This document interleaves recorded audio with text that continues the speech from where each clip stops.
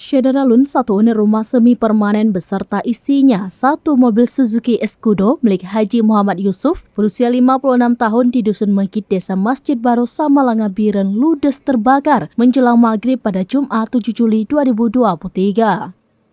Saat kejadian, rumah dalam keadaan kosong. Pemilik rumah Haji Muhammad pergi jualan mengantar kue peyek ke warung kopi, sedangkan istri dan anaknya juga sedang tidak di rumah.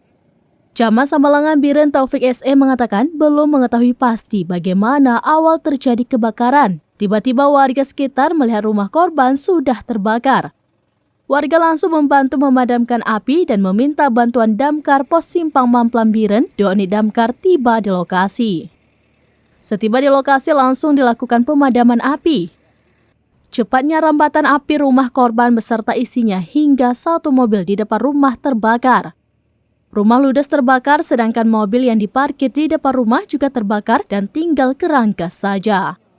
Rumah tersebut ditempati Haji Muhammad Yusuf berusia 56 tahun bersama istrinya bernama Irmawati berusia 44 tahun dan 4 anaknya yaitu Humaydi berusia 22 tahun, Faiz Maisal berusia 17 tahun, Subhan 12 tahun, dan Kausar 6 tahun. Dari Biren, Yusmadin Idris, Srambinus.com.